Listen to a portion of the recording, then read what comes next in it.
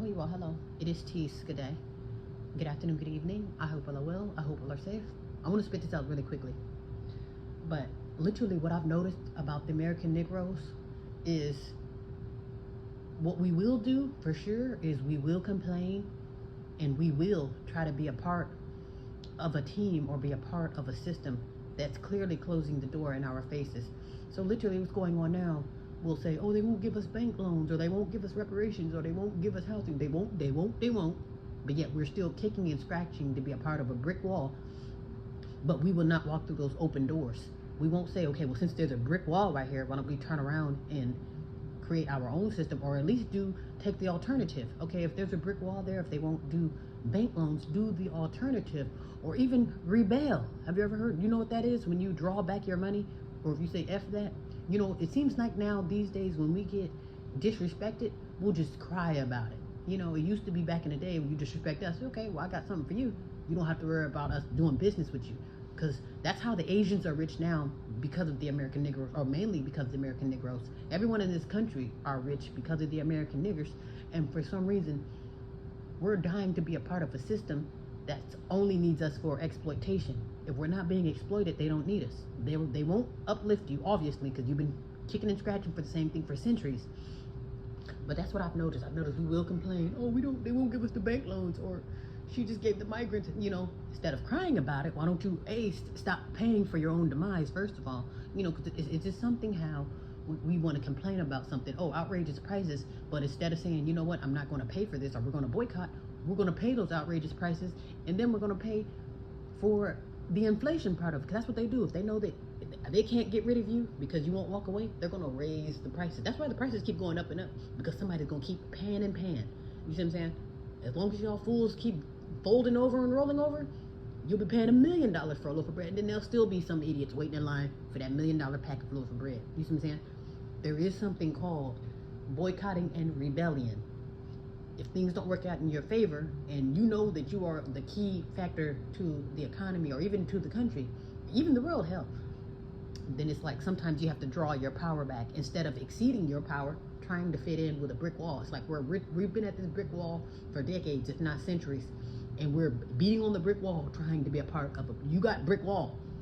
Your answer is brick wall. Can we get reparations? Brick wall. Can we get a brick wall? Just like what they did in California, you can kick down the reparations, but immediately sign. Okay, how can we take care of the migrants in the middle of a quote-unquote recession, or a quote-unquote Great Depression? This is we're supposed to be too broke to survive, but yet we got millions and billions to give to illegal immigrants. You see what I'm saying? And we're still going to pay. We're going to pay top dollars to make sure they're well taken care of. I was not joking when I say that we do very well in participating, and hell, even funding our demise. It's to the point now they don't have to pay a nickel. The niggers will pay for their slaughter, they'll pay for burial, and they'll pay for cleanup. You see what I'm saying? Notice how we're used to pay for our own demise. And for some reason, we don't want to do the latter. We don't want to say, okay, well, hell, since it's a brick wall, can we try the alternatives, or can we see what's going on in a different department? We don't do anything different. We do the same thing, and that's called insanity. Like, again, I was not playing when I say we are mentally ill as well. And perhaps that's why we do the same thing. We're still at this brick wall, trying to drive through a brick wall, and we've been doing the same thing for centuries, and we're steady trying to drive through this brick. There's a brick wall right there. Then you want to cry and complain about it, but you're not doing the alternative. Like, there's too much talking and complaining, and that's why for me that's going to be like, to me that's enough to trigger me to use deadly force, because I'm like, you want to sit and cry at a time such as this? You had centuries to cry, and you have been crying for centuries. Now it's time to fight and do the alternative. Otherwise you're gonna be dead, so you gotta worry about crying again. You know, so it's like one of those things, like we literally won't get it until it's too late. These people are clearly showing you that there is no place for you here in America, or hell, even in the world, because everyone has the same agenda. When they say time for the immigration problem, then everyone's going to be going with the same thing. Time for housing crash, everybody's going to, no matter how your economy is. This is all man-made. These are homemade, staged events, and it's all to get rid of the niggers. Hell, from here and abroad, it ain't just for them. It's for any type of it's happening in Africa, it's happening in Europe, all that. This is when they say population control, they weren't playing. So with that being said, if you don't have an alternative, if your goal is to be a part of this falling system, then unfortunately, I think this will be your stop. because we're not going to get very far trying to be a part of a system that's not only failing, but it's denying you in your face for the 1 billion. This is not your first no, or your first hell no, or your first get the F out of my face, or the first slam door. And I'm not saying that, fighting for change, because sometimes, like, even when they say you can't ride the bus, times were different then. Now it seems like now that the place is falling, this ain't the time to want to be a part of this system. This is the time to rise above the system, to become that new system. Otherwise, your ass is gonna have either a neural chip or some kind of scanner in your arm. You're gonna have a scanner in your arm or a scanner in your head, and then that's gonna be your new system. And then you're gonna really be duped. You see what I'm saying? So since the dollar's flying out the window anyway, and since the economy's falling anyway, find the alternative. What's the alternative to the dollar? What's the alternative to a brick wall? We are very creative. We do know how to build. Just for some reason, we're dying to be a part of a system that's not dying to have us around. You see what I'm saying? They're going out their way to get rid of us. We're going out our way to be a part of a system that's trying to get rid of us. Just sit down and soak on that for a minute. The American Negroes, or hell, niggers in general, are trying to be a part of a system that's getting rid of them as we speak. So that's basically saying I'm beating on the door to jump into the blender.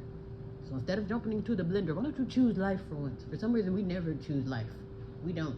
It's like we just have to have our demise. I don't know if we want to be in bed with pink people before we die, or we need that pat on the head before we go. I don't know what the hell we're dying for. And which, like I said, this only proves our disability.